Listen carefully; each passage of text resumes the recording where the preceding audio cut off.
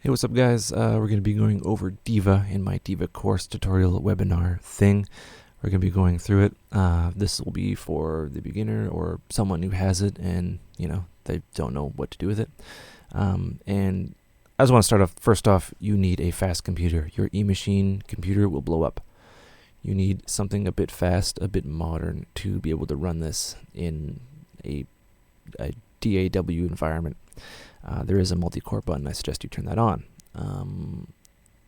The main selling point is you can mix and match different generators of different synths of different eras, some digital, some analog, through certain feedback, through certain amplifier stages or high-pass filters, through different types of filters, and you can control them with either analog or digital envelopes, which is really cool. So you can basically mix and match different eras of different synths to create cool sounds. So you can have, say, a digital oscillator from the JP, which I actually have in front of me, and you can have that running through a Moog ladder filter or an MS-20 inspired byte filter. This filter has a bit more distortion, but we'll get into that. Different things. So this main button here, this main area here is how you mix and match things in a modular way, and it would be the main area where you'll be generating things. So you'll have oscillator, mixer, or feedback. It depends on the selection you make, filter section, and envelope section, right? Up at the top, there's a save button, which is cool, and up here, we're using Diva 1.3, and it says my name, which is also really cool, and our output. Keep this low, because sometimes, if you mix and match things, it could be a little bit brighter or louder, dare I say. So here's your output, in case you panic and you don't know how to turn it off.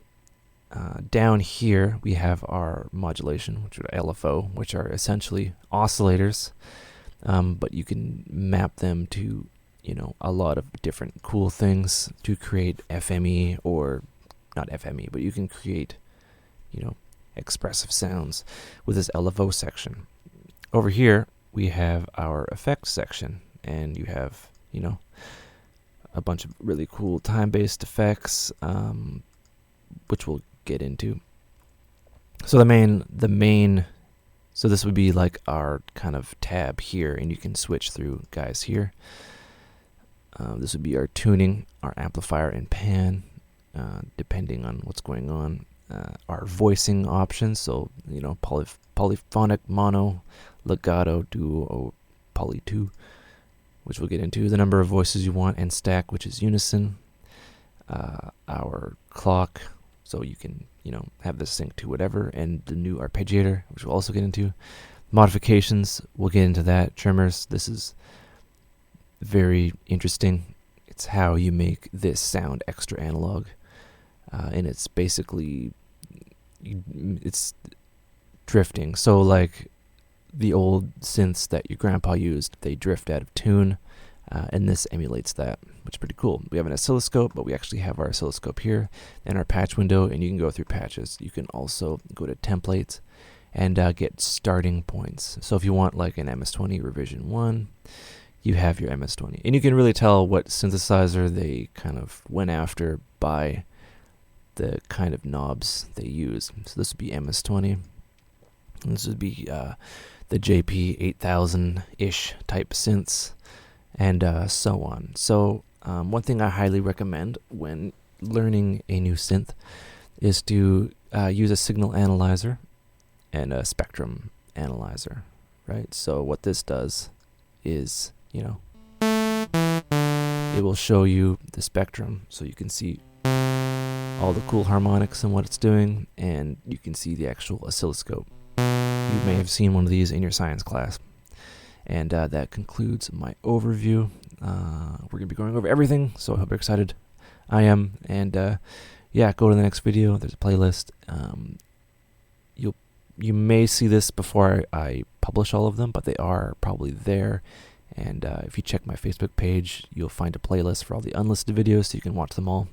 I just don't want to spam YouTube and make people angry. So yeah. All right, we'll get to it, and we'll be back. Hey, what's up guys? We're going to be going over the triple VCO based off the Moog synths. If you don't see this, you can just select it here. If you want to initialize it, just click on init from the templates, init mini mono, and then you have this gentleman. Right?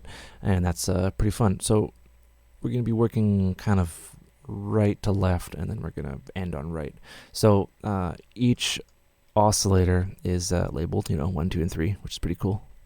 There's no sound now because each oscillator is going through our mixer section, and the volume is at 0, so nothing's going through. If we want, oscillator 2 to go through, we just increase the output. All oscillators produce sound, and they all go into the mixer section. All oscillators, they always produce sound, but if there's no volume, then they don't go through, right?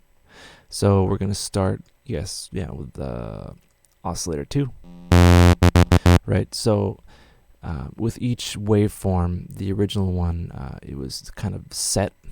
So you go, so there's a saw, triangle, another saw, and square, and then, a smaller square like pulse width, changing the shape of the pulse width, or the size of the pulse width.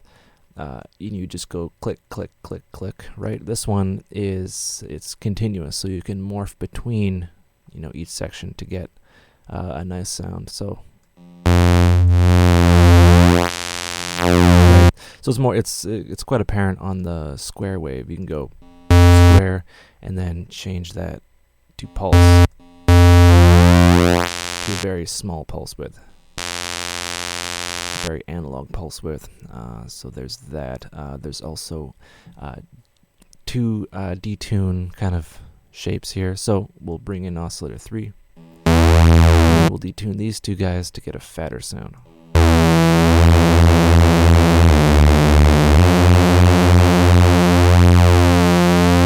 And that's, pretty neat. We also have tuning per octave. So, here we have tuning per semitone. It's a very fine tune. This right here, we can. So it's more in continuity with what we're playing. So if we bring this guy in and we have a saw below and a saw an octave higher, we get, a cool sound.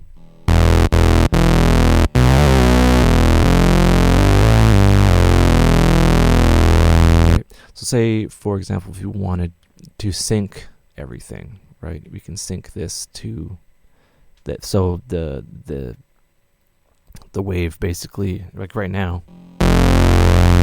moves around a lot up here. We can just sync them.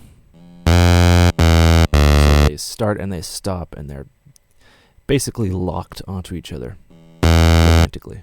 You can change the kind of pulse width here. One thing that's really cool, you can have, say, like a basic saw wave here, and you can have this down here, right? And you can go to a pulse width to get more bite. You can change where the pulse width kind of sits.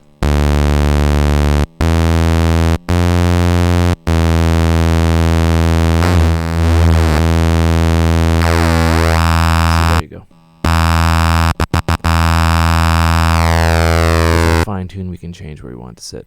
So you can get a more bitey sound.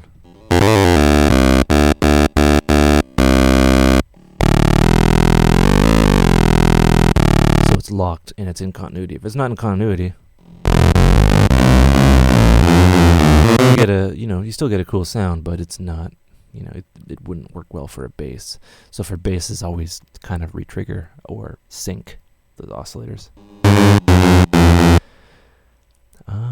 So basically, we'll go up to the top again. So this is the first, the oscillator 1 is here. Oscillator 1 has a different kind of knob here. So both of these have like their own kind of flavor. So, and for its day, it was very robust. So what we're going to do is, this acts the same way. The same as any other oscillator, but we can completely bypass this one, use this guy, oscillator 2, and then we can modulate oscillator 2 with oscillator 1 with this modulation guy here. And this is completely silent, so this basically turns into an operator or whatever.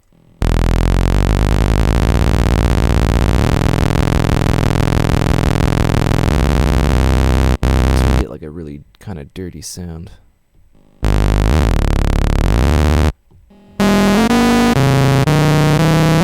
And that's very, you know, mogy. So we can frequency modulate, but then we can sync it, right? So it's more appropriate. Sounds more appropriate.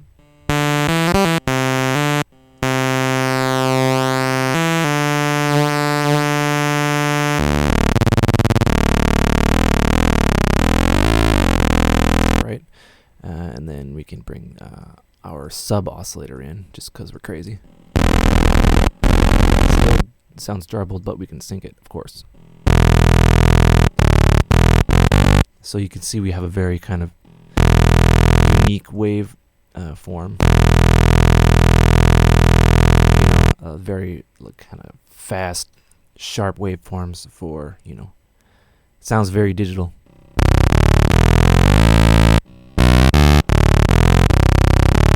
And you know, with proper filtering and proper filtering and feedback and distortion, you can get a very awesome sound of doom. Yeah, so we have our modulation section here, and that's controlled by envelopes and LFOs, or you can change that. But we're going to get into modulation later, but I'll just kind of show you. So we have, like, say, our tune mod here. Now we can modulate the tune of it if I do this correctly. We are synced. Our FM is on. Right, so the envelope, the second envelope is I really shouldn't be doing this now, but yeah, whatever. The second envelope is affecting the pitch, the tune of oscillator 2, right? And that's all cool. And then we can also do something called shape mod, which is kind of like pulse width modulation, but it's kind of modulating the shape of this, and it's controlled by LFO2 down here. Oh, wrong one.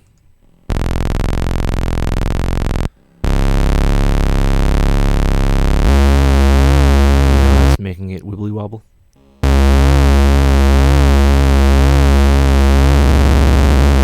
So, you know, if we're careful about it,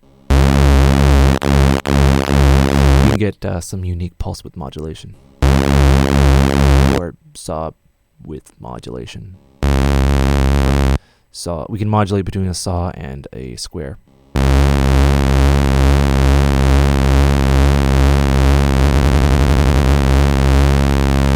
And that's pretty cool. So that's basically the VCO. Oh yeah, so we have noise. So white noise is brighter. You see it's smooth leveling, smooth sailing. In the frequency analyzer, in pink noise, more rolled off. It's not as harsh. So for a Moog sound, you add a bit of white noise. You're golden.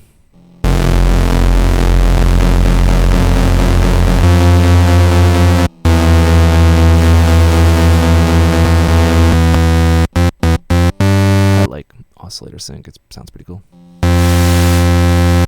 And that's all well and good. And feedback, we're going to be getting into feedback later, but the nature of the triple VCO module is that, you know, feedback is built in. So I'll show you what that kind of does. So we'll have a triangle in no noise. With noise, feedback sounds amazing.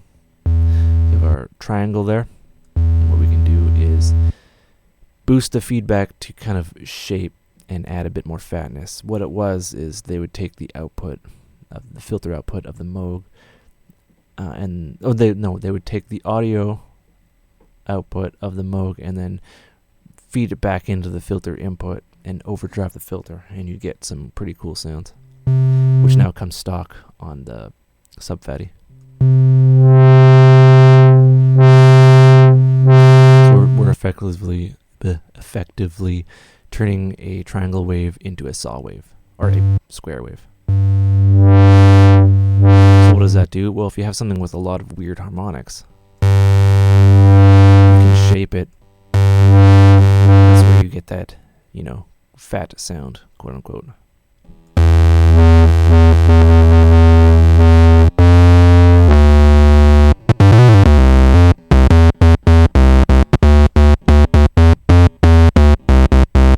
Right, and that's basically the fatness of the triple VCO. That was an amazing video. Hope you liked it, and we'll be back with more. Take care. Hey, what's up, guys? We're going to be going over the dual VCO. We just did the triple VCO. It's not, you know, the same thing as a triple VCO, you know, with just the third oscillator cut out. It's quite a bit different. So one thing you'll notice is the mixing section has disappeared. We have now just a simple mix knob, right? And a VCO is voltage controlled oscillator. We're going to bring this over. We're going to be working with VCO 1, and VCO 1 is here. So the one thing you may notice about this is it's only 2 oscillators. So why the hell do you want to do that? It's not just 2 oscillators. You can have multiple waveforms per oscillator, right? So, you know, we have our triangle or sine, and we have our saw. We can have a combination of the two. So you can stack up basically everything. Right, so it's not just 2 oscillators, it's multiple waveforms, multiple oscillators, which is cool. Yeah, you select your oscillators here, and you can tune them just like before in here. One thing you notice is this looks weird. There's like a line here. What does that mean? Well, that is a square wave. All right, well, why is that line there? Well, it's because you can modulate the pulse width. You modulate it with this guy here, PW, pulse width, and you can bring it all the way up until it disappears, which is very, you know, rolling synthy. So you can have basically this guy. So if you want some of your basses to have a lot of bite, simply just add a square wave and reduce the pulse width, and that's how you get some bite. So we have our square wave that we have a very small pulse width, and our saw wave here, and that's all cool. It's always synced. All these are always synced to each other.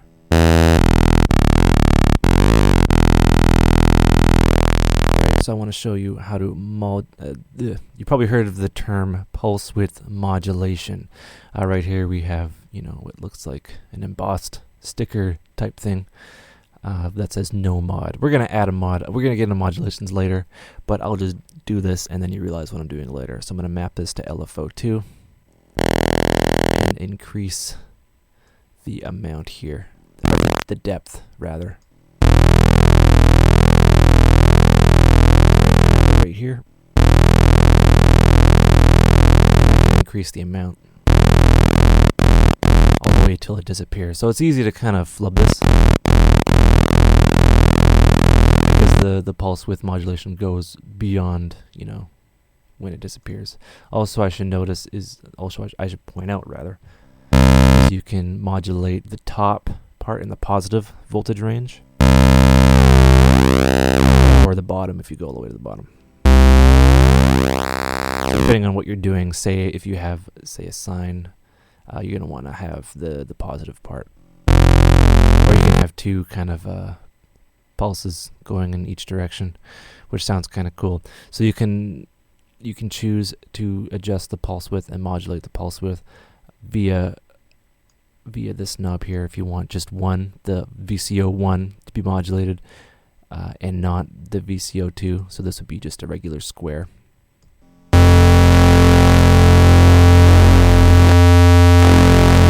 Modulate them or adjust the pulse width of them both, and modulate them both if you're crazy. Get like that digital kind of sound going on. So what I'm gonna do is I'm gonna go to none, no modulation. So one thing you can do is modulate the pitch.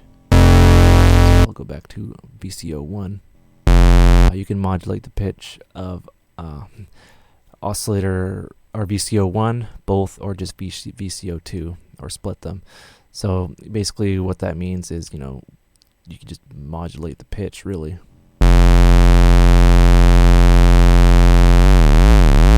That's the amount. You can do both, or just the one, or just the two. You get some kind of, you know, interesting bombastic sounds.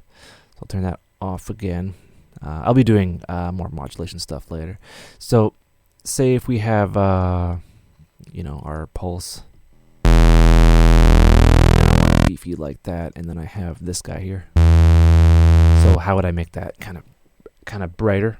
Is, you know, I'd mix in a pulse, but I don't like how it's, you know, moving along and phasing. You can see the pulse just kind of climbing the mountain.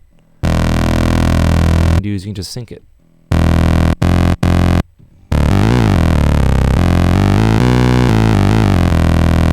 And that's, you know, pretty cool how you do that.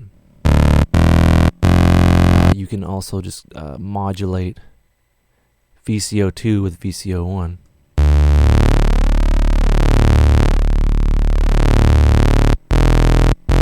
So it's basically, you know, FM synthesis, and when it's not synced, it sounds kind of blah, but when it is synced, it sounds, you know, like it makes sense harmonically.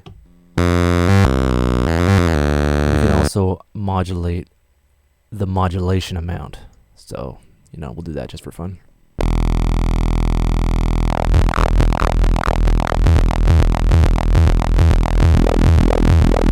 Right, and get some pretty wacky sounds. One thing I want to point out also is you can detune them. So if you have, say, 2 saw waves, you won't cross mod them. What's going on here? Stop that. Envelope 2. Oh, go to none. There. You can detune only oscillator 2, but it still detunes them both.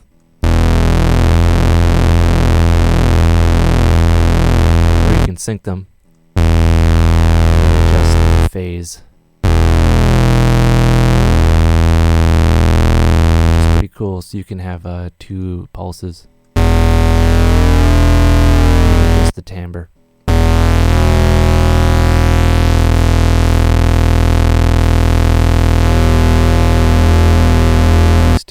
Possibilities are pretty cool. So what I'm going to do is show you something here. So we have our different kind of revisions, or think of the shape as like the age of the synth. So ideal would be, this is a triangle, this is a triangle, or that's what am I doing? Yeah. So this is a saw. Lots of harmonics.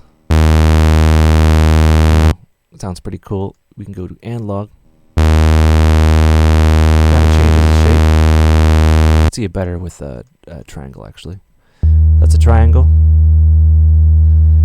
Then we can, oops, what am I doing? Go to analog. It's more rounded. It's rounded, more like a sine.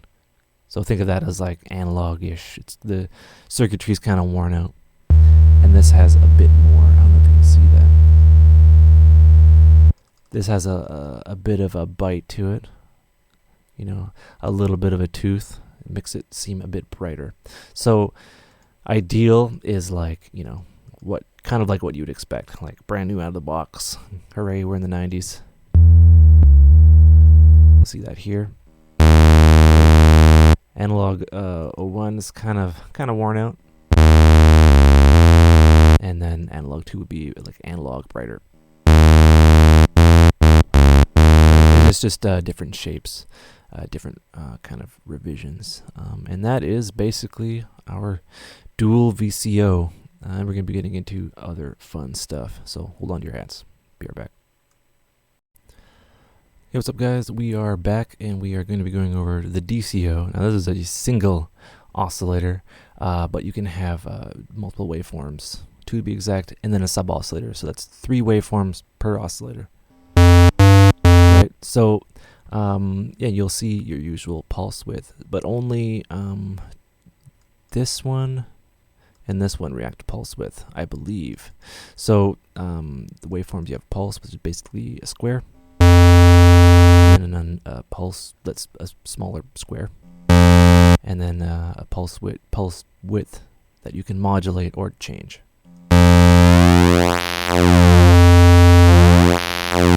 Which is pretty cool.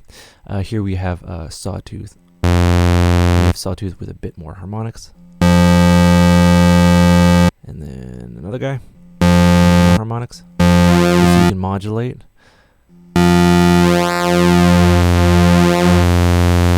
So you notice. So think of this as like a saw with a square attached to it. You can modulate, so you can basically stack a lot of cool things. And then this guy is a very FM-y 80s type sound. You can't modulate the pulse width. And then this guy, it's kind of weird. You can't modulate the pulse width. So the different kind of sawtooths, some are more digital than the others. It's pretty straightforward. So you kind of stack that, or what you do is you'd have a sawtooth, and then your pulse width, and then you know, match the pulse to give the sawtooth a bit more bite, like so. Right, so that's basically it. You can add a sub oscillator, which is an oscillator that's an octave below, or 2 if we get down to these guys. Add a bit more grit.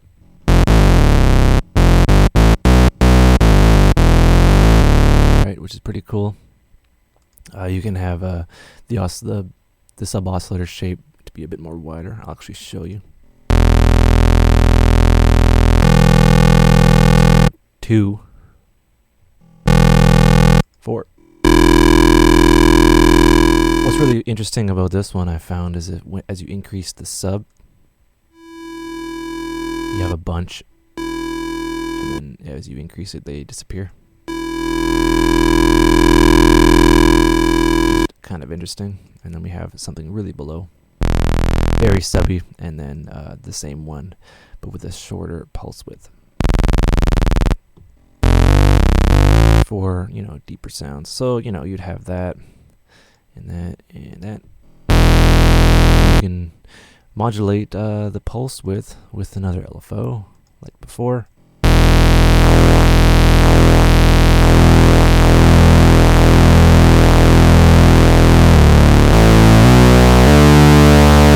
You can add a bit of noise.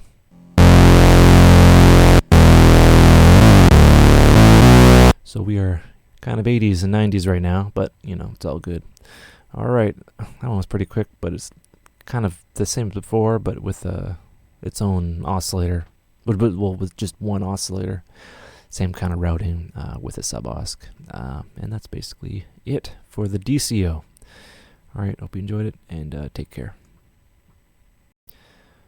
Hey, what's up, guys? We're going to be going over the dual VCO Eco. That's called Eco because it's not as CPU intensive, but it is based off the MS-20. So, you know, basically you have your tune modulation. So you can have, you know, your envelope controlling the pitch of both of them, I assume. You have your oscillator 1 and oscillator 2, and your mix of oscillator 1 and oscillator 2. One thing I should point out is this synth actually distorts in its volume output. So we'll see, you know, a very fine looking triangle here, but as we boost the volume, it starts to fold into a sine. And it's really interesting, there's a sine on top and a triangle on the bottom, which is very interesting, very analog. You know, you have your saw and then your square, and you can modulate, well, you can't modulate the pulse width. You can adjust the pulse width all the way up until it disappears. Which is pretty neat. Yeah, you have your octave as well and your detune. So you can detune 2 saws to create something warm and fat.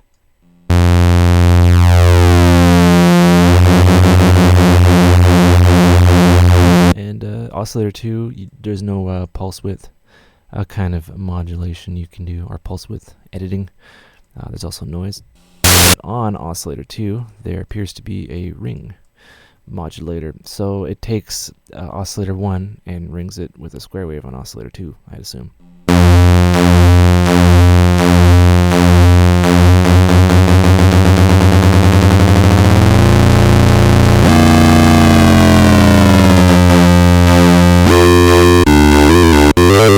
You get Daft Punky type sounds.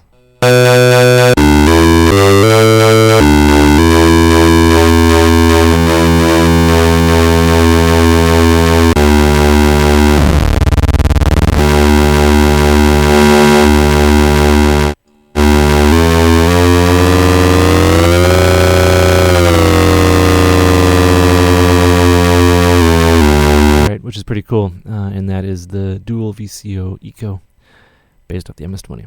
Alright, take care, good night. Hey, what's up guys? We're going to be going over the digital oscillator. This is modeled after the JP8000 series of synths, the 8000 and the 8080, and what makes it famous is indeed the super saw, which is pretty neat. So basically, this is a 2 oscillator synth, top to bottom, super saw, triangle, warp, noise, feedback, pulse, saw, and triangle.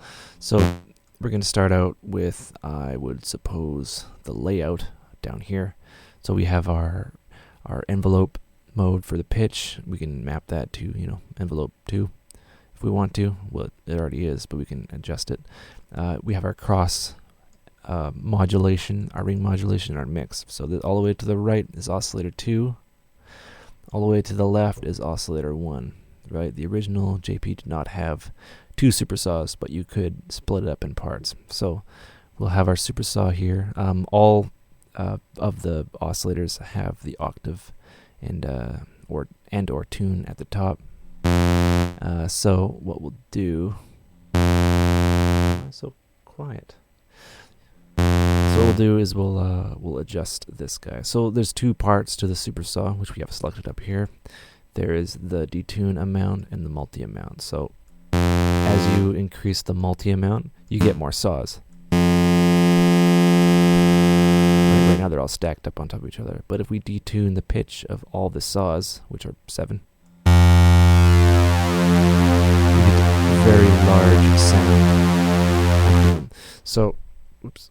So that's the super saw, and you can get some cool sounds. And that is very 80s-like. We have our triangle warp, which is basically a very interesting FME triangle sound. With our warp and our bend. What is kind of underrated for the JP is the feedback type of synthesis, which is pretty cool. We have noise. Now noise works, it's all key tracked. We have our tune here. So the noise is always key tracked. So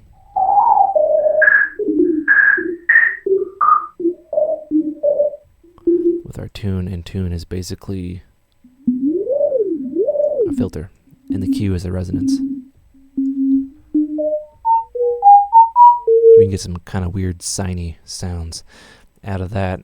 It's pretty cool. Our feedback oscillator, it feeds back the output back into the input and does some pretty cool stuff. So tune does nothing until you feed it back.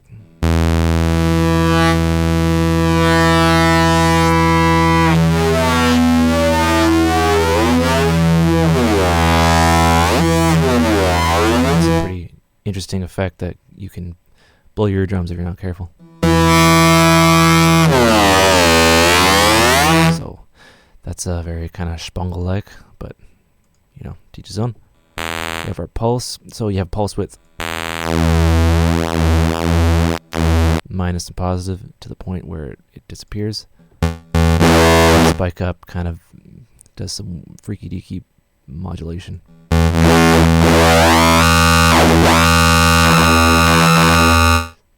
Which is terrifying. We have our saw here, which is more siny than, you know, we're used to, but, you know, we can bend it to achieve a different timbre of the saw, and we can add harmonics to make it more appropriate to an actual saw.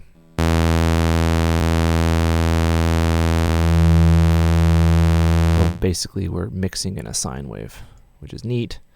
And our triangle, which we can add a sine wave to it, and then bend it to our will.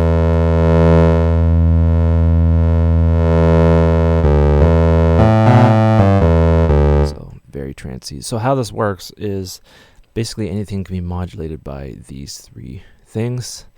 So say if you wanted the octave to be modulated by LFO2, you'd turn it on here, right? And it all goes down the middle. So the harmonics of LFO2, let's see. So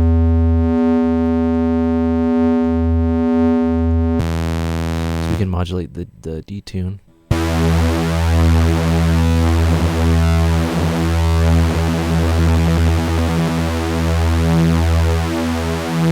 it more evolving. Have it completely off, and we can select anything we want here to modulate the multi or whatever. And it's all these knobs, the bottom two are sensitive to what we're doing here. And we can also sync it like any other. So that's all well and good. And there's also high quality and then alias mode. So the original JP series of synths had a lot of aliasing, and that added to its sound. So you'd hear like weird. It would sound very brittle, and you can have that still. But if you select high quality, you don't get that. You know, it eliminates the aliasing, so it's you know, a bit more flexibility. You know, always going for quality, and that excitingly concludes our oscillator section switching of doom. All right, we'll be back with some more stuff. Hey, what's up, guys? We're going to be going over the high-pass filter and feedback sections. So in between our oscillator and our filters, our low-pass filters section is this little feedback / high-pass filter section. So if you want it default, you select feedback with 0 feedback. So things just pass right through it onto the filter stage. And this is, you know, just like the sub-fatty type of synths where you can really drive the filter to achieve a cool sound, right? So we have a basic triangle wave or sine wave, whatever you want to call it, and what the feedback does is it will drive that sound and add harmonics and do fun analog things.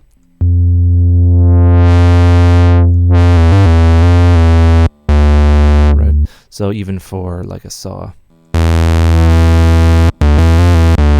adds a lot of cool sound to it, and that is just one single knob, and you just adjust that to taste.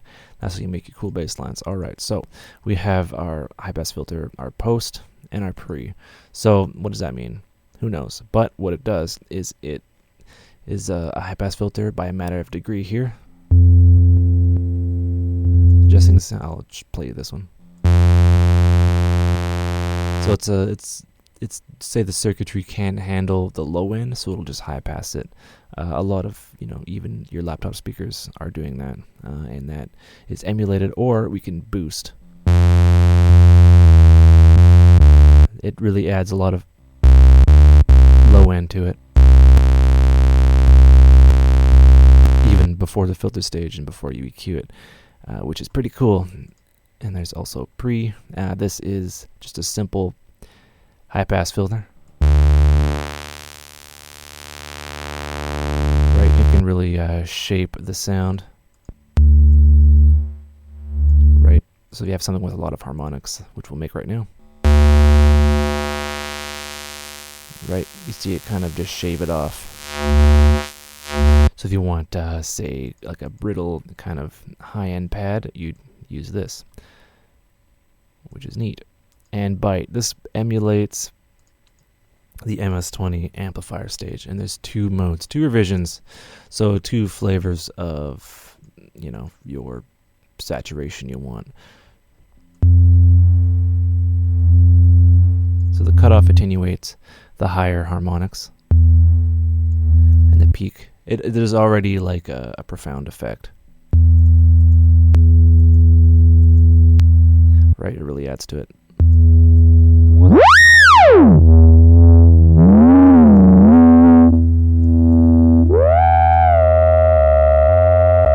And they call it Byte for a reason. There's 2 revisions. One is a little bit more harsh than the other, and it's basically, you know, what bill of materials they got in that era and how it changed. And it sounds, you know, 2 completely different things, and it's reflective of the quality of the components. And you can even modulate that, so I guess we'll do LFO 2.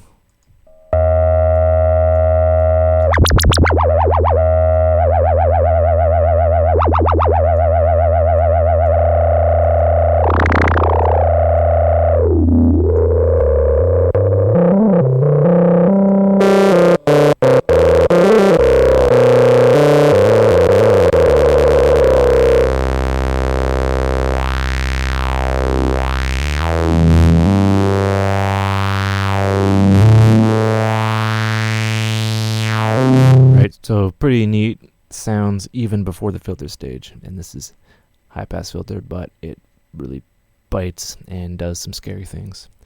All right, hope you learned stuff, and we'll be back if you're interested. Take care. Here's up, guys. Let's go over the filter section. Now this is the kind of the bread and butter of any synthesizer, and they've modeled these quite well. So this is the ladder filter. It's based off the Moog, and we'll just take a listen to what it sounds like with basically nothing going into it. You'll see some little funky things going on there, and yeah, I just wanted to let you know that it does self-oscillate, and that's when, you know, the feedback kind of produces a sine wave with a lot of resonance. Emphasis means resonance. There's a really neat kind of character that this filter does, and we'll get into that later. So let's start out with yeah, we'll do sine or noise. So noise, that is noise. It's just all frequencies at once, so we can really see what's going on here. So there's 2 modes, 12 and 24 dB. So 2 modes of a low pass filter.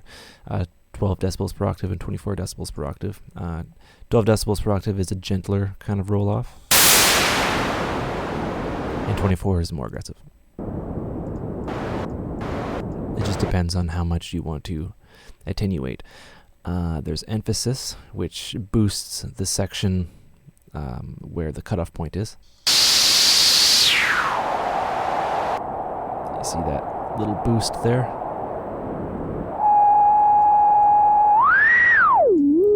This filter is very unique because it has like 3 points of resonance, which is interesting. And that's from the self-oscillation. You get some really interesting upper harmonics from using this filter. It is a Moog filter, so let's use a saw wave. Right, we can attach, you know, an envelope. Envelope 2. Have it swell. We'll get into envelopes later. I just want to show you. We can do our LFO.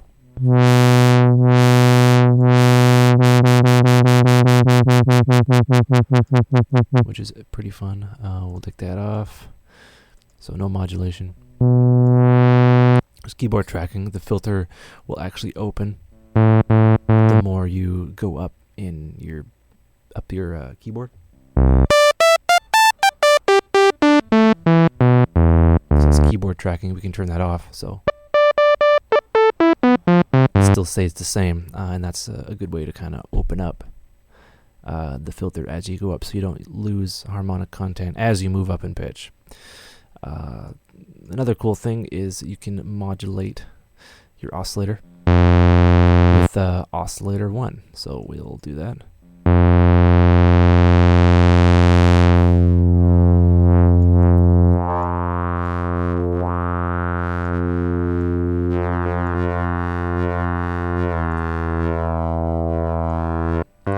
So oscillator 1, this guy, is modulating itself, which is interesting.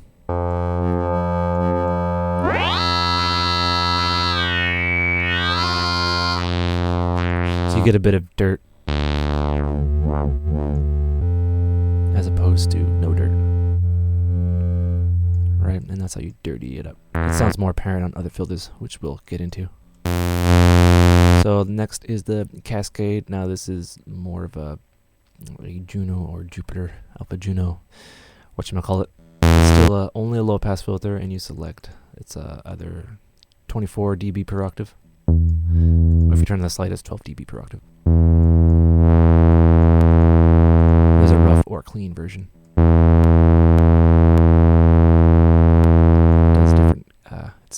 It has a different character, and you can again modulate it.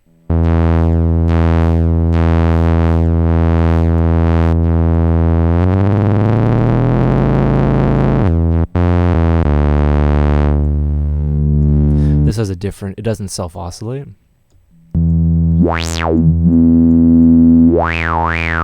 the resonance is pretty gentle. And yeah, still keyboard tracking and all that fun stuff like before. Multi-mode is low pass, high pass, and band pass. There's two versions, LP4 and LP2. So LP4 is 24 dB per octave, and this is 12 dB per octave.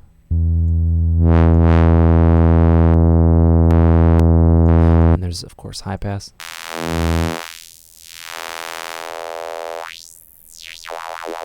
This filter is a little bit, the resonance is a little more aggressive.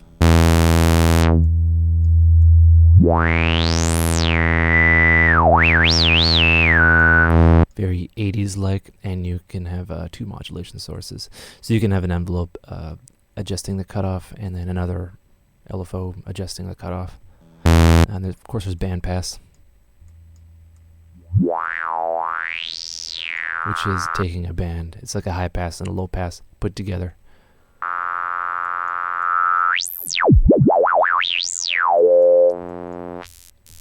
They're very retro style filters. We have our Byte filter, which is based off the MS-20. There's two versions. Now this filter, it distorts.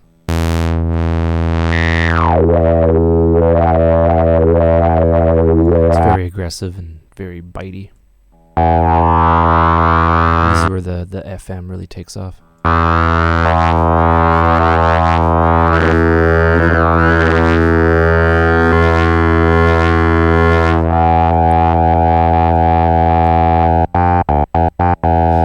We have keyboard tracking, of course, and our peak. And there's two revisions, so one's a little bit more gentle than the other. It really depends on what you're into, and I believe this is 24 dB per octave. Again, based off the MS-20. And this is the UB. This is a state variable filter. So it's a little bit more unique. I'm not too familiar with it. It's based off an Oberheim. I can't pronounce it. Two modulation sources for the cutoff. See, the resonance and the cutoff sounds completely different. And the morph is a band reject or band pass. So let's see what that sounds like right now.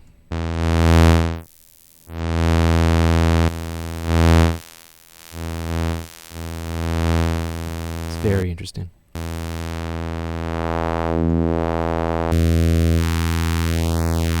So you can completely shape your sound and sound very unique. It's also modulation.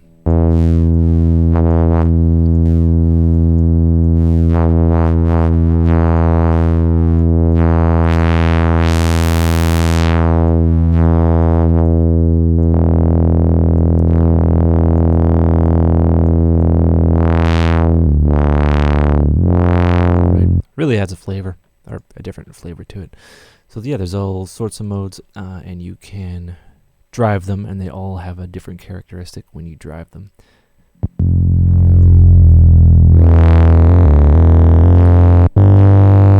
That sounds completely aggressive.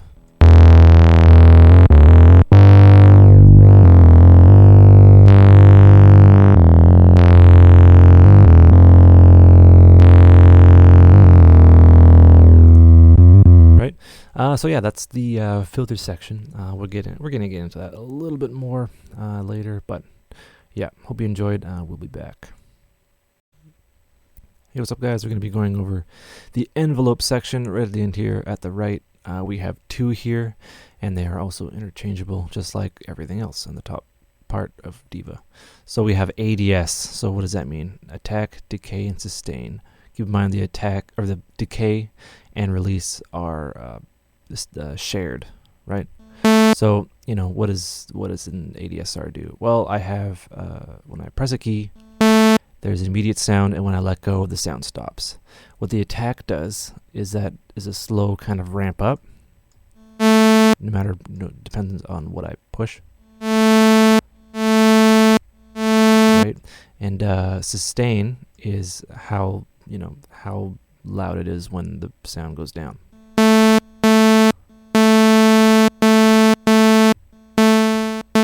These two have to be moved together.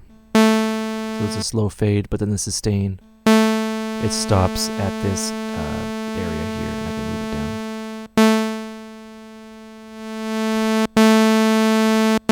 Right, so you see the amplifier envelope is, being controlled by the amplifier envelope. Or the envelope of the velocity. If that makes any sense. The release is shared with the decay, so if I want a longer release, I just increase that. I'm just tapping it. Right, and that's pretty cool. The velocity, the amount of the attack depends on how hard I press.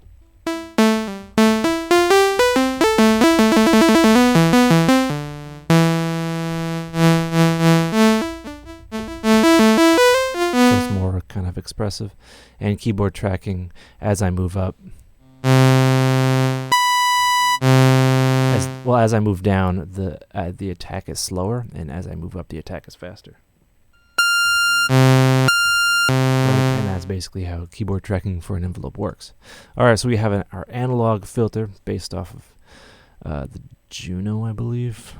What is it based off of? The Jupiter. Yeah, probably the Jupiter. Who knows? And that is basically the same, but we have independent selection. So with our decay and our sustain, we'll go sustain all the way up. That's a good starting point. If I want a longer release, I increase the release. This is a lot less confusing than the ADR. If I want an attack, very stringy, leady, airy, brassy.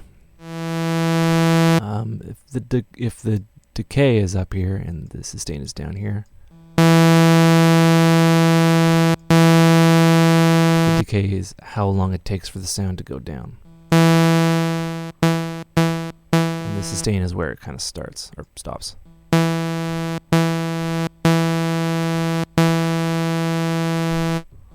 Increase the release.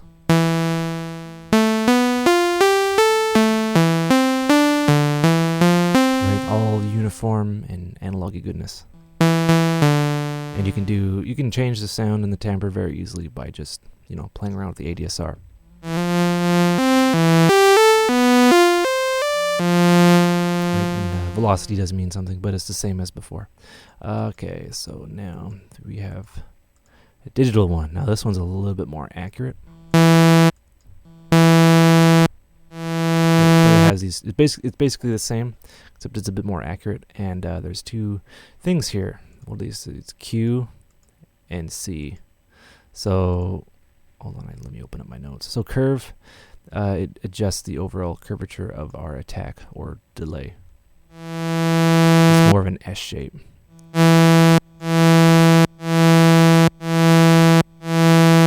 It's more smoother, and that's an option for the digitally controlled envelope. It's a gradual type of attack. And the Q, it steps the attack. A little click at the beginning. You hear some step in there. Not the click, but the decay. That's a really long decay. And that is basically our envelope. So I'll leave this the way it is. Right? I'm going to move to our other envelope. One is, the first one is always for volume. And this one is for modulation. You can also modulate other things with other things. So I'm going to have two digital envelopes, and I want to control the cutoff of the filter. So I'll move our envelope up here. You can hear the filter cutting, you know, much like the audio would.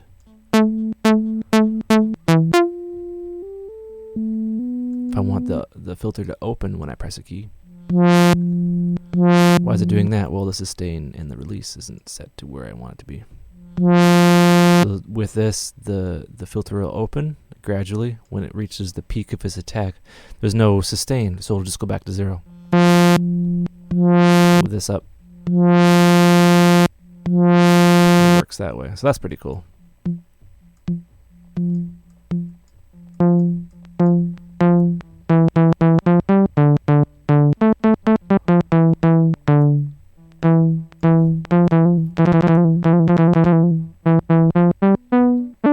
Right, so that is basically how you use an envelope. So we have that envelope. We could do other cool stuff. We'll change this up to this guy here. So the second envelope will now affect the tune. I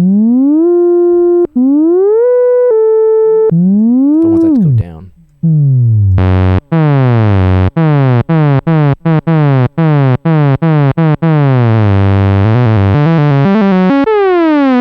Right? That's pretty cool. That's adjusting the pitch. So we can basically map the envelope of this to anything, and we can switch it up. We can have the amplifier envelope share this envelope.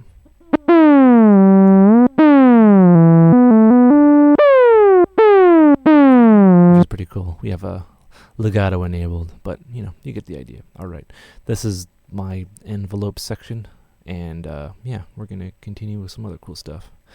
Stay tuned. Hey, what's up, guys? Let's go over the LFO section.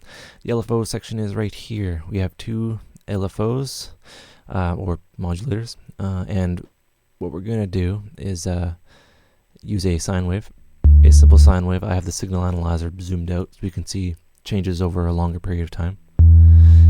And what we're going to do is unmap the mod wheel, and when it's at 100%, the mod depth is not engaged. I'm going to bring that down. Right. And if you have, I don't have a mod wheel, but we'll get into what that does later. So we have a triangle. We're going to modulate the pitch. We're going to click up here, go to LFO 1. Right. So we have our LFO engaged, and it's via a triangle. We'll go saw down. Right. It's kind of restarting. You know what I'll actually do? I will actually, so this is really good. I'll go to default, and I will go to our volume mod here and map this to LFO.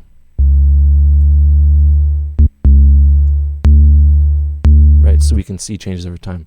So it's basically a saw down. So how the LFO works is you have your sync. It can only be synced to things, and your rate is a multiplier. So these two together, so if you have a rate of, 0, kind of goes against conventional thinking, but it's a really awesome way to do modulation.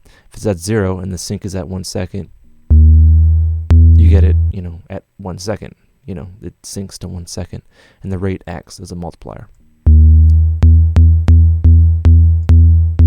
So that's 2 times a second, right?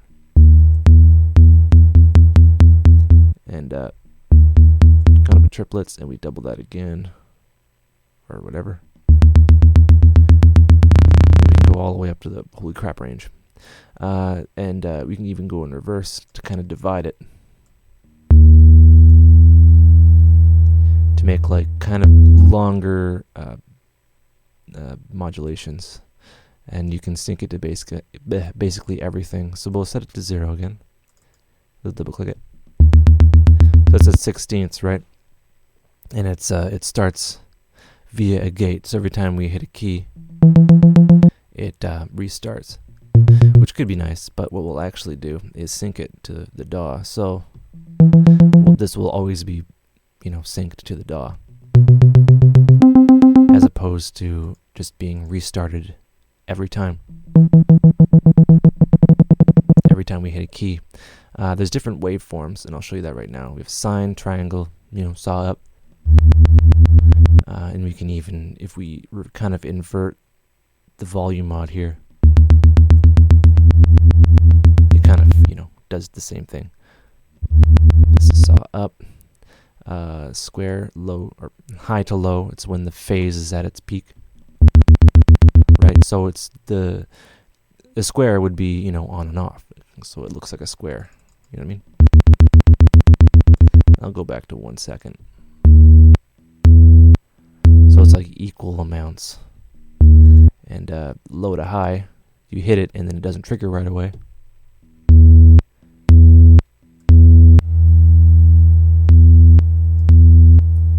Right? So you can get some really cool kind of things going on here. So random hold, this is sample and hold. And so what this does is it's kind of like a white noise, but like each it's a stepped kind of randomness, and it's easy to see here.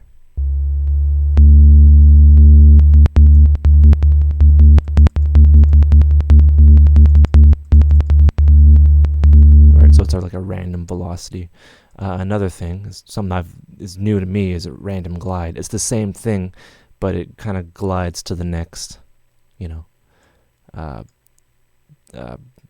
step.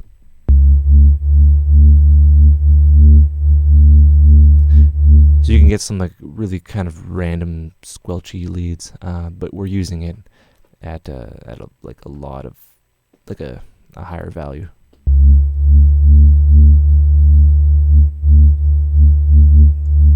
Right. So now we have a phase, which you can't see, but it'll start the LFO at a time. You can probably see that better with a saw. So it's the phase of the actual shape, right?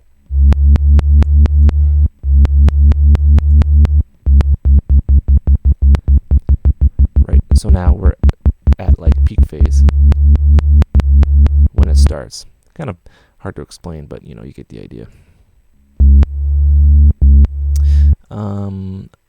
And like adjusting the phase for like sample and hold is kind of pointless, doesn't make any sense. Right? Delay is say how long it takes for the LFO to engage. So we can have 0 up to like 30 or 20 seconds, I believe.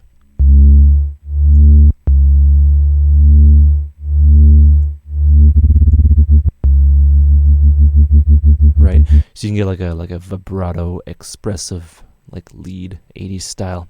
So so we have this wobbly guy here. We can actually modulate the depth of this. So we can modulate the amount of modulation with another modulator. I think I got that right. So yeah, we will map this to LFO2, and we can map it to the exact same guy. So, and yeah, let's give it a look here.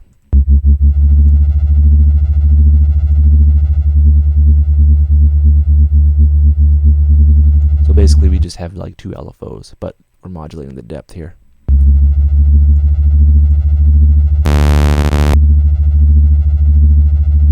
probably hear that better if we have pitch now, since you understand how it kind of goes about.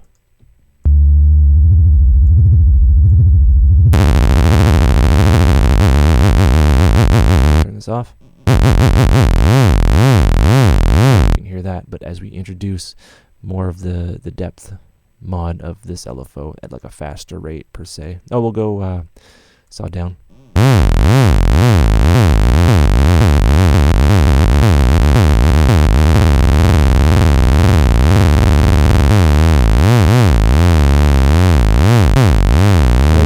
They're kind of, you know, going at separate times. We can even sync them to restart, you know, to the host or adjust the phase. We get some like really unique things, and basically that is it for that. Again, the default is mod wheel, but I don't have one. But everything is basically the same. We don't even have to map this to just pitch. We can have multiple things we can map this to. We can modulate, you know, the cutoff.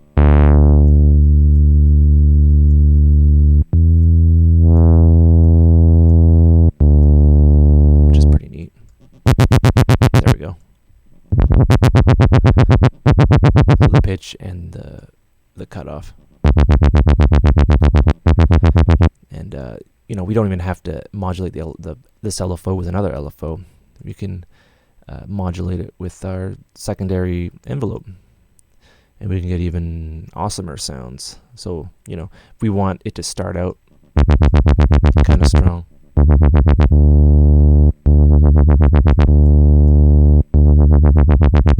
kind of if we want to have more control over the delay of the LFO, we can do that. And the possibilities are quite large. See, again, anything with like a clicky drop down menu you can map, and I like how it's like a embossed kind of stickery thing here.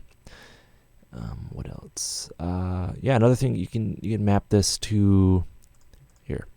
I keep on saying map, but you know, I played a lot of World of Warcraft. So yeah, what I'll do, I'll map this to LFO 1. We have that, and I'll just take that off. So right now,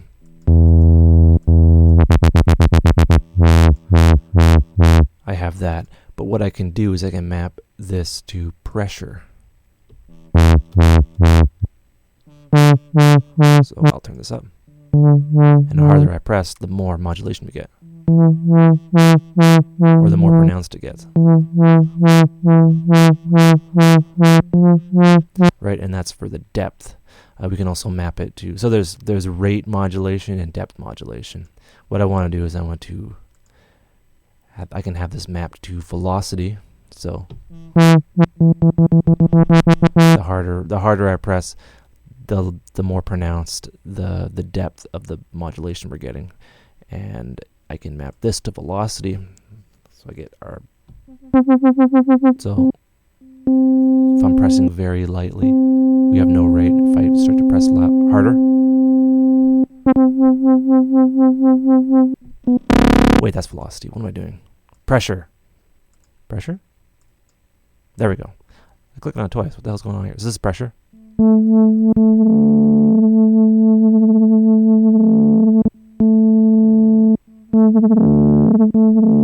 You're not seeing it, but I'm pressing this very hard.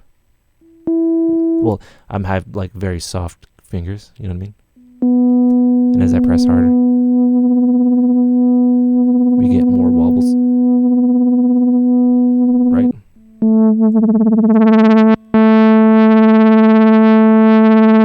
Right. So there's a lot of ways you can express a simple LFO. So the initial how hard I pound on this thing.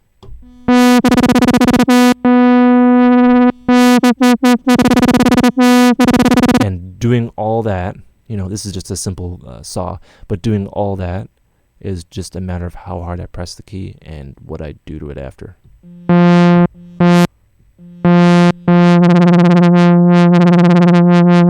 So you can make, you know, dubstep with one finger. Lol.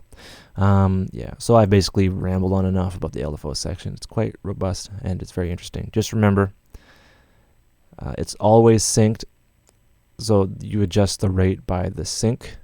So 1 second is the base kind of integer thing, and up at the top there you'll see 0.0, and that is 1 second, and this acts as a multiplier, right? And you can map it to anything, right? But if you double click, you go right back to 0, so you have, like, you know, perfect modulation, right? All right, I've rambled on enough. Hope you learned stuff. Yeah, we'll be back. Hey, what's up, guys? Let's talk about Diva effects. Now, the effects section is here. There is 2, and they run in series, which means effect 1, the effect, wet and dry, goes into effect 2, and then that goes out to the amplifier stage, or goes out to the output, right? So we're going to use something akin to the famous Roland type synths, right? 2 saws, but we're going to beef it up with some chorus. So chorus is basically a doubler, right? And there's 3 kind of flavors. They're each is modeled after a specific kind of gear. If anyone knows, please let me know. I couldn't find anything online. Right, so they're all kind of different. I know one is an Alpha Juno, one is Jupiter or something. I'm not familiar with those kind of synths, but each synth is covered from that, you know, the famous production line. Really, so you have a rate here. So what course is it doubles the sound and then kind of modulates how it goes about. So yes, indeed there is an LFO in here, but it's a fixed point. Super fast, almost dizzy, and the depth is over here. So the depth, like no depth at all. You stack them up and you get volume. Very, very phasey and very old school. And the wet to dry, nothing. 50% or 100%, just depending on the intensity that you want. So again, the chorus 1, or the chorus effect, has 3 different flavors. All right, that's cool. So a phaser is, there's 2 types here. So it's stoned, and these are all based on the real hardware effects. Right, sounds pretty cool. So, you know, pro tip, you can have a phaser going into like a reverb or another chorus. This can be syncable. So feedback is, you can see it just move about, and that just kind of controls the intensity. Stereo is stereo spread.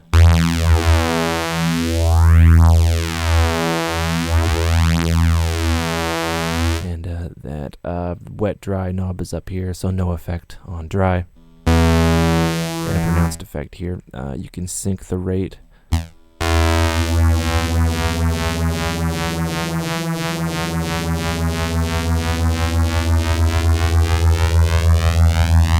So that's all well and good. The phase changes how the phase matches up initially with the 2, you know, the left and right. You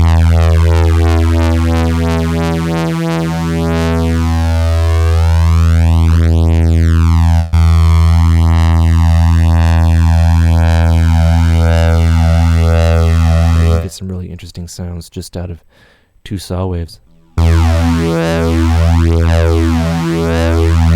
Very cool. Plate. So this is a plate reverb. So it's what it was is, just look it up. It's a weird piece of gear. It like has springs and stuff in it, and it's a very neat reverb used a lot in those days. So instead of a wet and dry knob, you have control of dry and wet. So, you know, 100% wet, right? We can really see what's going on here, and then you mix your dry signal into it.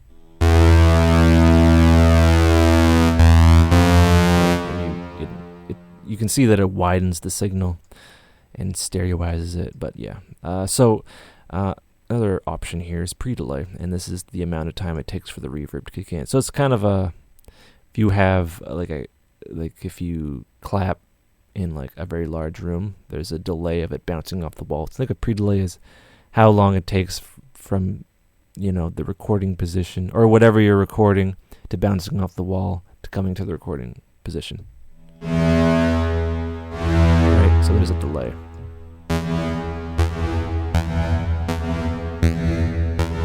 Yeah, so the diffusion is think of diffusion as chaos.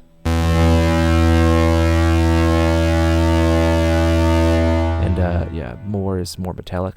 Less is less metallic, somewhat. Dampening. Think of this as a filter.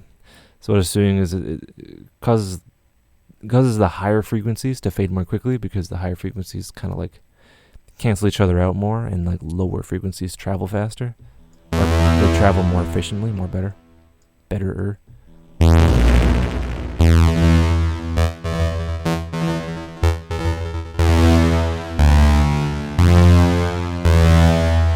The decay is obviously, say, the size of the room and how long it takes for the reverb to fade out.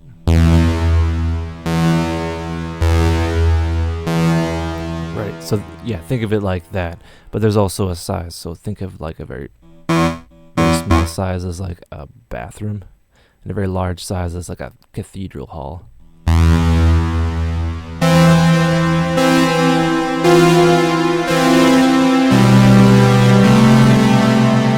Plate reverb, always awesome. Delay, a very fun effect. Right, so think of this delay as like a tape delay. We'll start at there's wet and dry. So it's always like going. But dry is the amount of like the dry signal mixed into it. You have your left speed and your right speed and your center. So it's delay times across the entire stereo field here.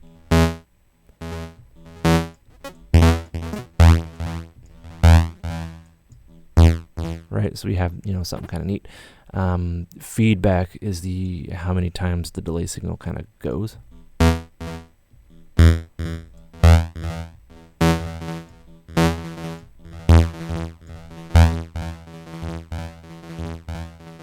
Right, just kind of goes on forever. The center volume is like the center image.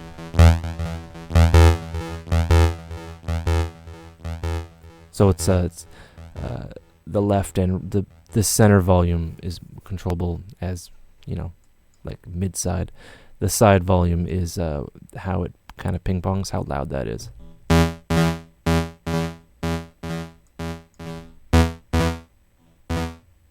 Right. Right, we can hear them now. So if you want like a ping pong delay, obviously use the center volume a lot. No, if you want like a simple delay, use center volume. If you want ping pong, use side. Right, and high pass and low pass is a filter stage of the actual wet signal that you hear.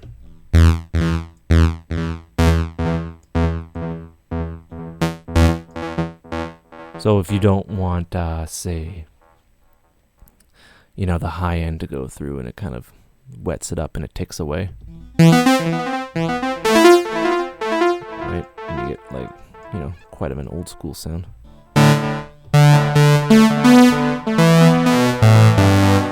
Very analogo. Yeah, so rotary, this is, think of it as like the Pink Floyd effect. Listen to echoes or, a lot of the music that Pink Floyd did, late 60s, early 70s. They use a rotary Leslie speaker. So this is based off the Leslie. So what it is Yeah, it's mapped by the mod wheel. How am I gonna do this? I'll do pressure. So what it is it's a giant box. And it was originally hooked up to an organ, and you have a speaker in it, and it's just spinning around at the top. It's like a horn, and at the bottom you have a bass speaker, but it's facing the other direction, and they spin horizontally, and you get like a lot of cool sounds. So this is we have it linked to pressure. So for like very faint pressure, we want it to be slow, obviously, and for, you know, super pressure, we want it to go fast. So I'll show you what it sounds like going slow to fast.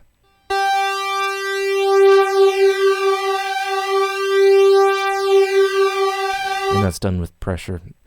And we can also drive it, which gives it that kind of famous guitar sound. I'll just use one saw for now.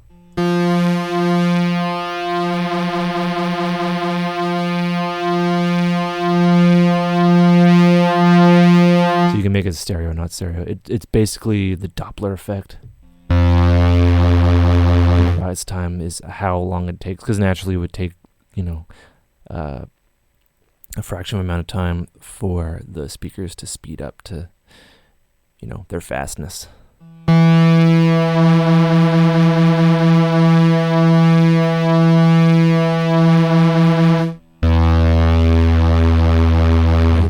And that's all. You can even have it, you know, mapped to an expression pedal, which is how you'd want to do it anyway. But I have it mapped to pressure. And it's really, you know, the coolest effect. You can mix it. They use this quite a bit. And balance, I assume, is the mic placement.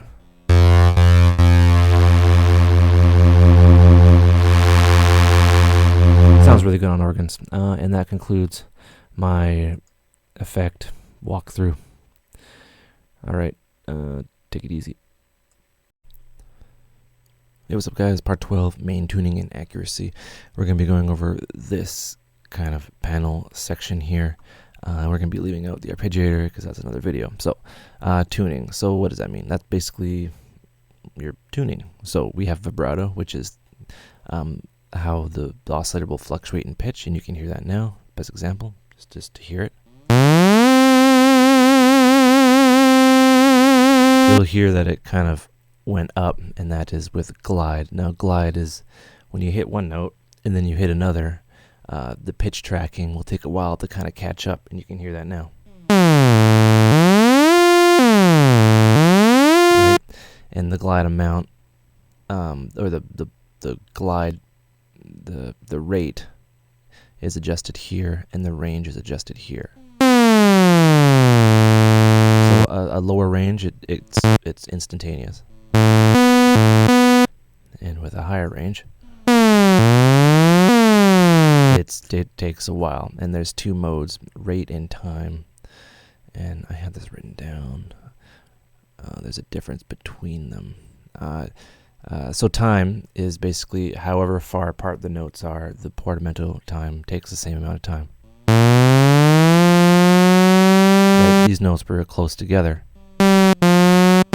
and they take the same amount of time, especially if they're really far apart. It takes the same amount of time for the pitch tracking to get there. I'm wearing gloves, by the way. Oh. Right? Time. With rate, it really depends on how close the notes are together. So if you have two notes that are really close together, it's instantaneous.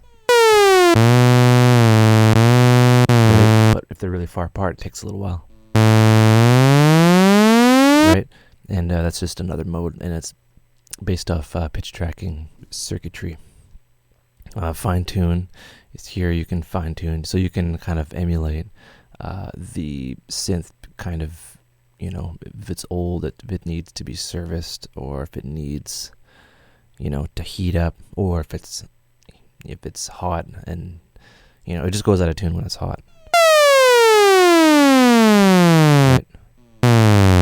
and turn that off. Right. There's also transpose, so you can easily transpose it down an octave if you're stacking Divas, if your computer can handle that. And your pitch bend amount is adjusted here. And that's pretty cool. Microtuning we'll get into later, hopefully. It's a file that you can load, and it's a little convoluted, and we'll get into that when we get into trimmers, hopefully. Our amplifier in pan section. Amplifier is always controlled by an envelope, which is this one. So when you hit a key, it's triggering this to kind of do its thing to the volume, and this is the amplifier envelope. I can also turn that to a gate, right, or just envelope 1. I cannot turn it off. If I turned it off, then we'd get no sound, which would be sad. We can also modulate the volume with another source, be it LFO1, the mod wheel, pitch wheel, and velocity. So that makes sense for velocity, and a bunch of other random things, including random. Pan it's 2 pan pots here. It's hard pan, or there's no modulation of this pan. You go left, right, or you can modulate it with LFO2 for a nice effect. Down here, legato, and legato is like a single note, but it goes up and down with our glide modes, so that's kind of cool. Poly is more than one, right, which is something the MIDI mode could not do, play more than one note at a time. And your voices here, you can have up to 6 voices or 2. So this is like a dual monophonic, only 2 voices at a time, so only 2 keys at a time. Mind you, when your note is kind of releasing, if it has a longer release and you hit 2 more notes, you're actually taking up 4 voices. So to keep that in mind. The note priority, this is like note stealing. So if you're running out of voices, the new note will completely cancel out the release. So it's a priority list. So the lowest and the last priority, you can kind of figure it out. So if there's a release, it'll steal that away. A lot of modern synths, well, but not modern, but a lot of digital synths did that. They had note stealing, and you can emulate that. So we'll go back up to 6, and I will go, mono. There's mono and duo. Duo is 6 voices, so or 2 voices. No, it's 1 voice, but the release will be preserved as you go up and down. So it's a mono mode, but there's duo, so the release will be preserved from your last note. And poly 2, oh boy, what does that do? I am the worst. I'm not sure what that does. But yeah, just for the sake of beginning, mono and poly. Mono is monophonic. Poly is polyphonic, which is more than 1. Here's your voices here. It's mono mode, but why do we have 6 voices when we can't play 6 voices? Well, we can stack them. This is unison, and this is basically timesing our synth by 2 or 3 or 4. So you're basically having multiple Divas stacked. So if you have 2 stacked, you have quite a bit of stacking. Like a fatter sound. There is, as far as I know, no unison spread. There should be. I'm not sure what's going on there, but you can stack them, and that's unison. Unison is basically volume. So you have accuracy. Accuracy is the amount of intensity your CPU will be going through. So draft would be a lower kind of accuracy. And that's down into the circuit modeling. And divine is basically the highest quality you can possibly get. For some synths, typically the dual VCO and dual VCO and the DCO, these have a very different sound depending on draft and great and divine. Well, like on the lower settings, it has more kind of bite, and you may want that. kind of harmonic content.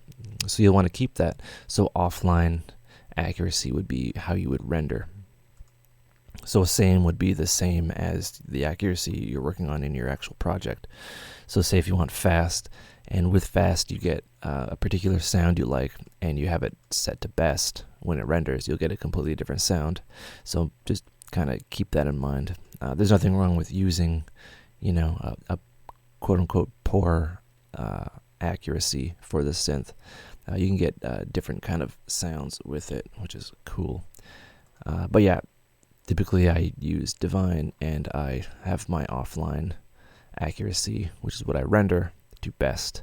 Best is Divine. So yeah, you get the best absolute quality rendering this out. Multi-core support, if you have a computer made after 2000 or 2004 or whatever, when the Duos came out, you should be using multi-core.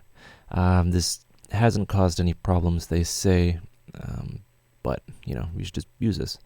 And it spreads the work across multiple cores, which is cool for something as this crazy as Diva.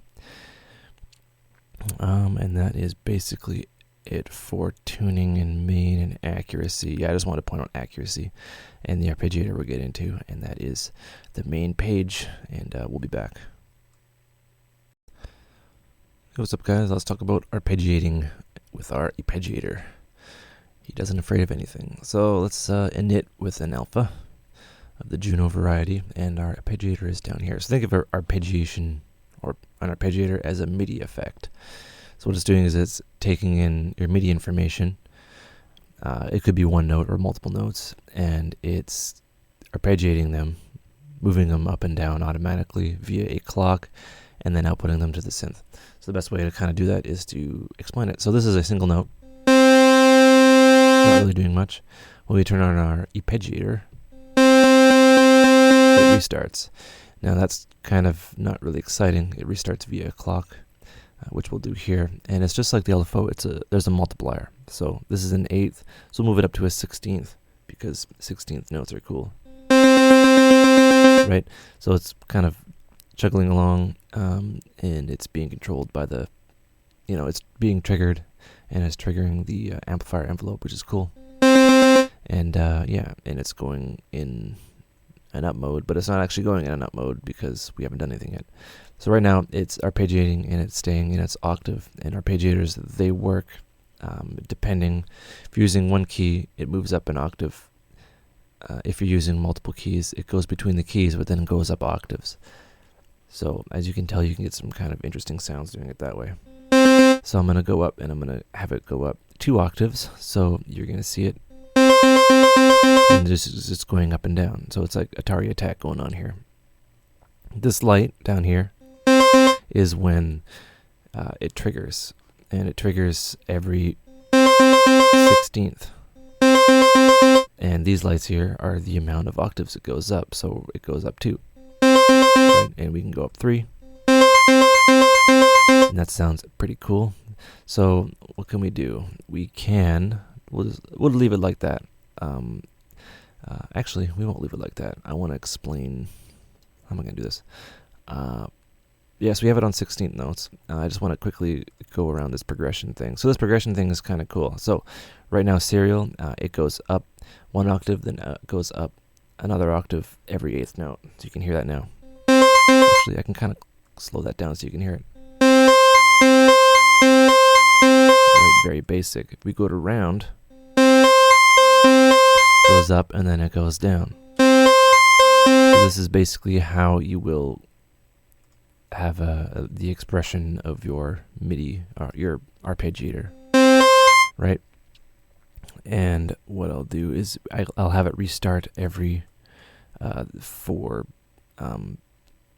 every bar, or every. No, that's not gonna work.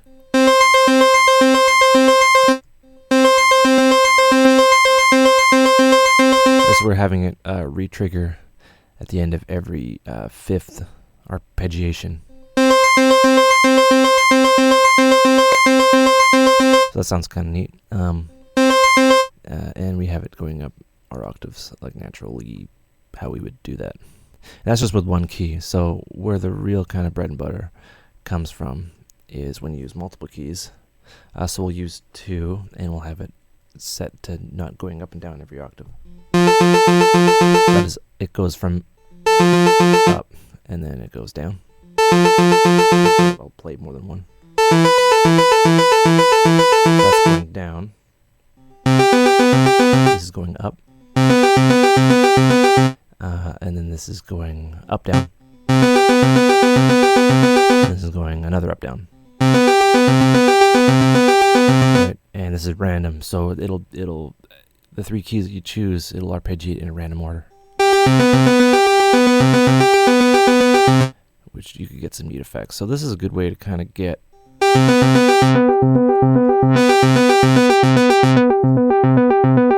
some really kind of neat trancey vibes going on. And that is the arpeggiator. So what it is basically MIDI goes in. If you have this on, MIDI goes in through here, and it's clock through, and this will click at each clock, and you can multiply it and make sure. You can always double click. 100% is 100%, 1/16, and you can, you know, double that if you're crazy to 200.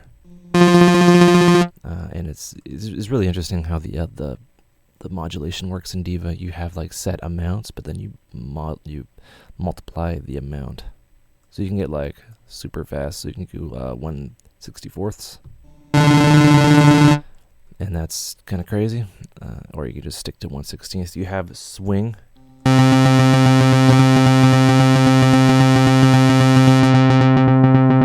And that's all well and good. And yeah, it's pretty fun. And yeah, hope you learn stuff. Take care. Hey, what's up, guys? We're going to be going over the trimmer section. And remember when I said you can stack your voices, but I saw no way to kind of detune them. It's actually hidden, and I didn't really know it existed. And yeah, that was my bad. And yeah, a little embarrassed, but whatever. Worse things have happened. And we have our detune amount right here. So this looks kind of scary, but it's not really that scary. So, you know how detuning works, how you can stack things up and, you know, get a bigger sound. We'll do this right now as an example. Okay, so right now we have our init mini mono, and we have one saw wave going on. We can actually stack them and detune. Each one of these is a voice, so I'll actually go back. This is our voice, not our voice, our oscillator. Oscillator 1, 2, and 3. 1, 2, and 3 is here. You can detune it slightly, and the rest aren't on, but I'll just do this as an example right now. So we're going to have 2 stacks on, and you can tell that there are 2 stacks on. We can detune the second copy of that oscillator right here. Get a wider sound.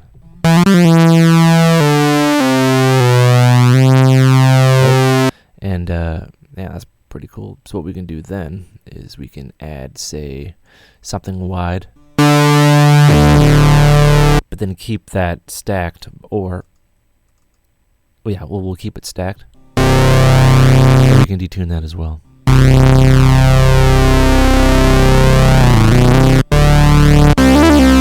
Which is a pretty cool sound. Voice drift. So this is when we have this all the way to 0. You know, good tuning, quote unquote. But when gear gets old, the pitch tracking and all that fun stuff, it goes out. So right now you can hear it. Kind of an error ratio of analog synths. It's just kind of just for preference. So if you want something that's really old school and really old sounding, that your dinosaurs used when they roamed the earth, then you want to have lots of voice drift. Detune amount is that unison spread I was talking about.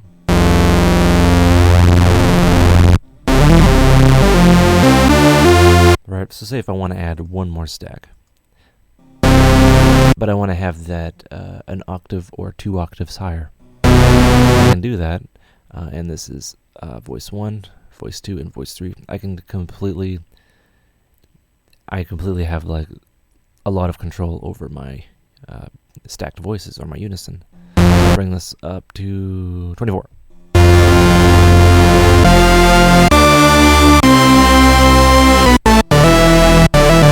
Right, so you get some really large, so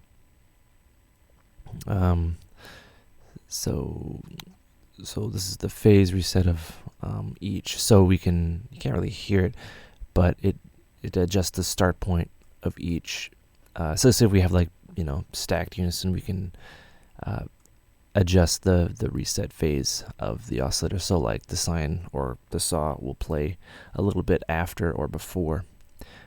Transient mode, this is basically your on-off. Let's see. So this affects the first few milliseconds. And this doesn't work with legato. The effect is seldom obvious, but when attack times are set to a minimum, choosing a different transient mode can make all the difference between punchy and clicky. So, for long sustained notes like this, you can't really hear it, but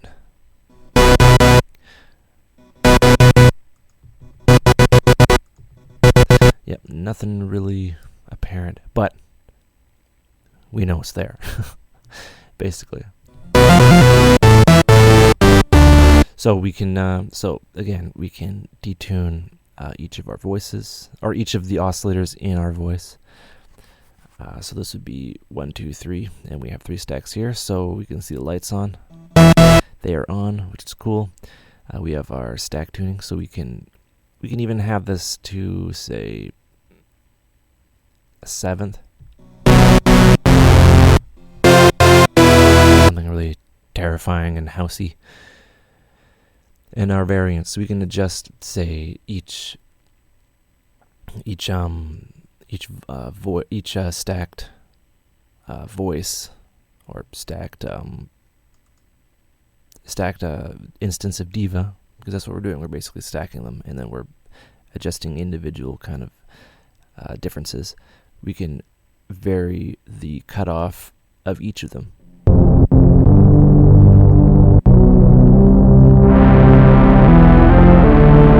A bit of warmness. We can also adjust the envelope or the envelopes, the pulse width modulation, which we don't have on, and the glide, which is pretty cool. We get some very large, unique sounds.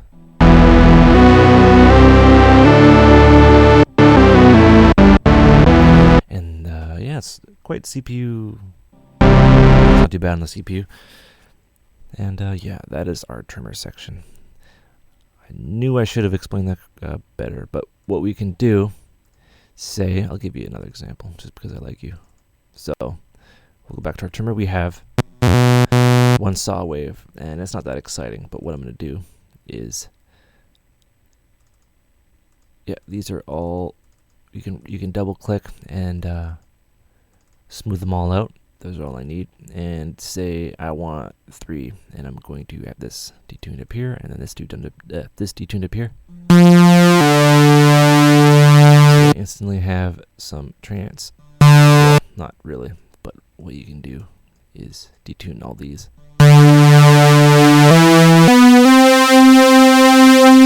Right, and if we're going really crazy, we can have the last guy.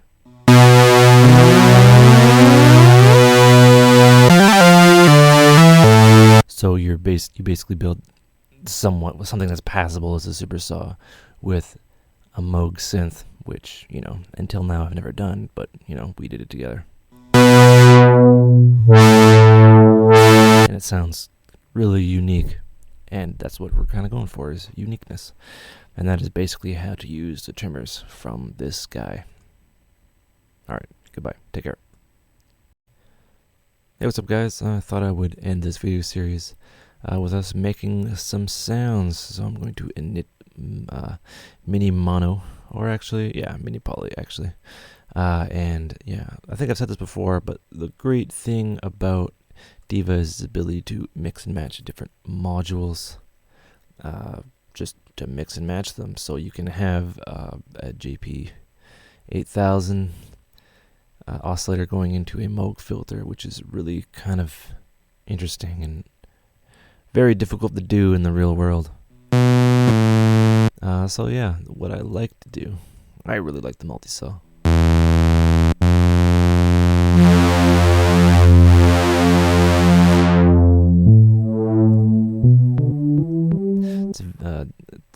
The Moog filter has a lot of character, and the digital oscillator has a lot of brittleness.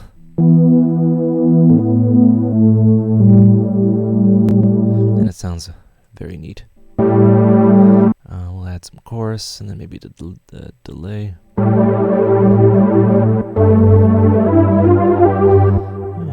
I'll turn up the keyboard tracking.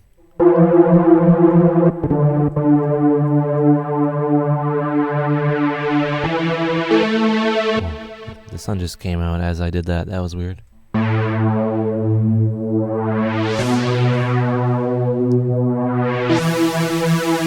that's just a simple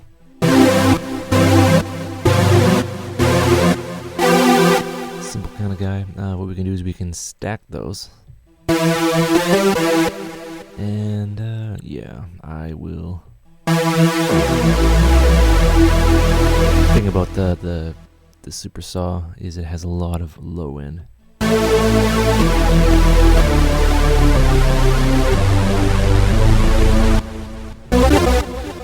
That's my extent of my playing. So yeah, let's arp it up 16ths.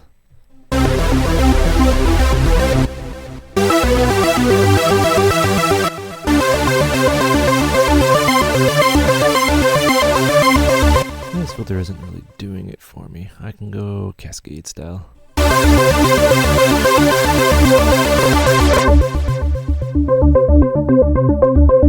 I'll change the envelope to a digital controlled one.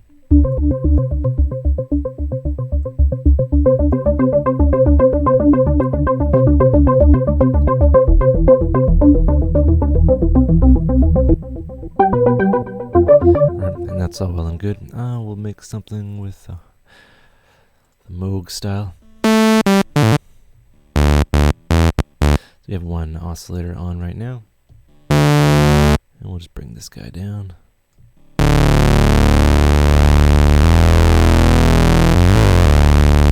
And we'll turn up the feedback because YOLO.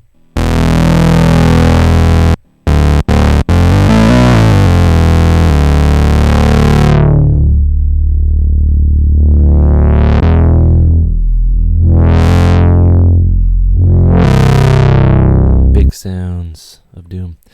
Let's see here. Let's modulate something. We'll take, yeah, LFO2, and we will, let's say, yeah, we'll take that, right click,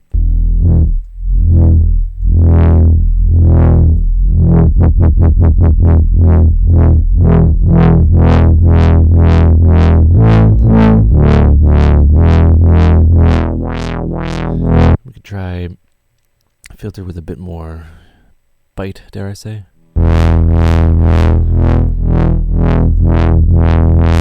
Change the revision.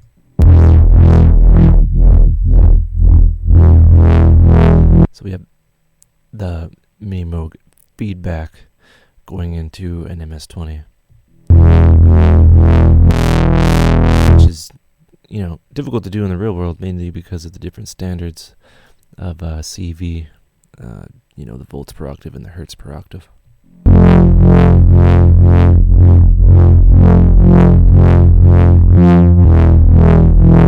I'll actually change that to our second envelope.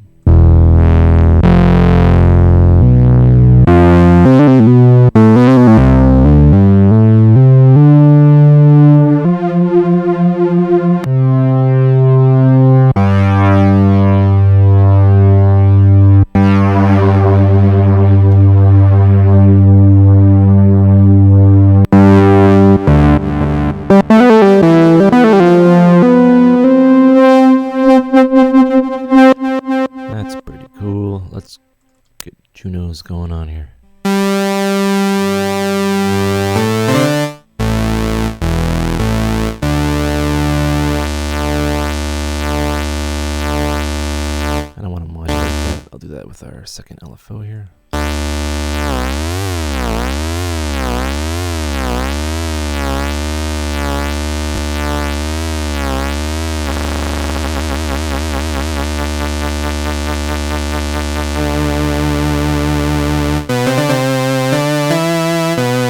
And then I'll use a dramatic chorus.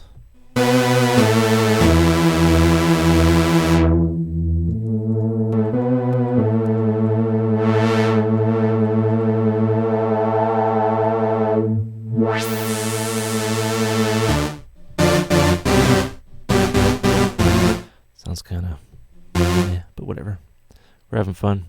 We'll go MS-20 revision 1 with the not so cheap components.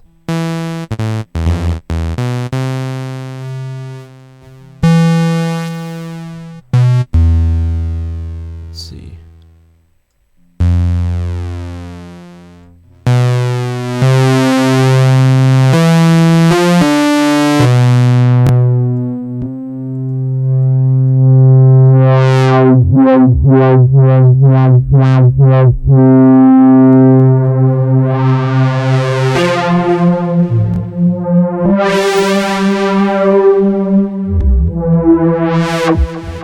Really cool sounds. All right, I think that's basically it. Thanks for watching, and I hope you liked it.